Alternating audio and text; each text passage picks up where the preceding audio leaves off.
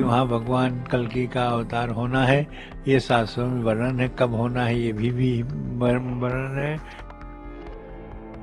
मुझे पूर्ण रूप से विश्वास है कि पुरातत्व विभाग के सर्वेक्षण के बाद यह तय हो जाएगा, जब वह रिपोर्ट सौंपेगी कोर्ट को और कोर्ट आदेश जारी करेगा, तो जिस प्रकार से राम मंदिर का फैसला हिंदुओं के पक्ष और समर्थन में आया था, निश्चित ही हरिहर का फैसला भी हिंदुओं के समर्थन में आएगा।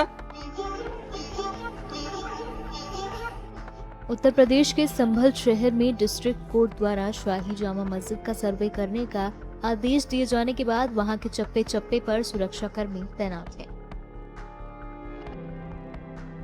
3 लाख से ज्यादा की आबादी वाले पश्चिमी यूपी के इस शहर में मंगलवार शाम से ही तनाव है। इसी कड़ी में अयोध्या के संतों ने क्या कुछ कहा, सुनिए। देखिए, ये बहुत महत्वपूर्ण स्थान है। आज से नहीं है, सदियों से है। ये हमारे पुराण शास्त्रों में वर्णन है संभल का, और संभल बहुत प्रसिद्ध स्थान है। लेकिन अब उसमें जो विवाद शुरू हो गया है, ये गलत है।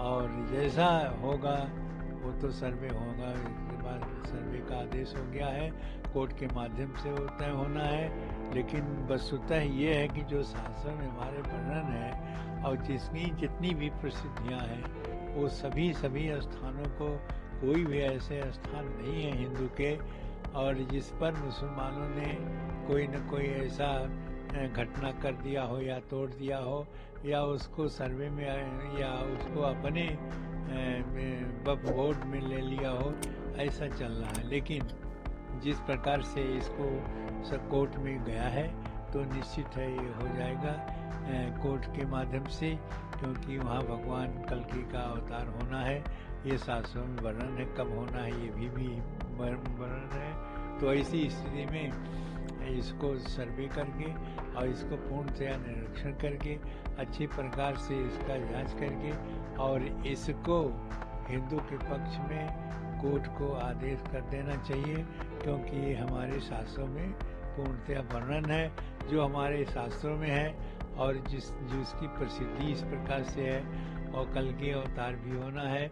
ऐसे संभल को जिस प्रकार से विवाद में कर दिया गया है मस्जिद के माध्यम से, वह गलत है और इसको तत्काल निर्णय लिया जाए, यह हिंदुओं का मांग है। जिस प्रकार से 90 के दशक में कार सेवा के माध्यम से बाबरनामा को अयोध्या में ध्वस्त कर दिया गया था, अयोध्या से मैं दिवाकराचार्य महाराज आह्वान करता हूं सुप्रीम कोर्ट के जजमेंट के बाद और प्रभु श्री राम को विजय श्री का हार पहनाने के बाद यह सुनिश्चित हो जाता है, यह तय हो जाता है कि जो बाबर पैदा तजाकिस्तान में हुआ, जो बाबर मरा भारत में और दफनाया अफगानिस्तान में गया, वह बाबर मात्र आतंकवादी आक्रांता था, जिसका भारत में कुछ भी नहीं है। और अब भारत में शाही फरमान नहीं, बल्कि भारत में संविधान जारी होते हैं और संविधान के न्याय प्रणाली व्यवस्था के अंतर्गत सभी को न्याय दी जाती है। मंगलवार को जो ASI सर्वे हुई, मुझे पूर्ण रूप से विश्वास है कि पुरातत्व विभाग के सर्वेक्षण के बाद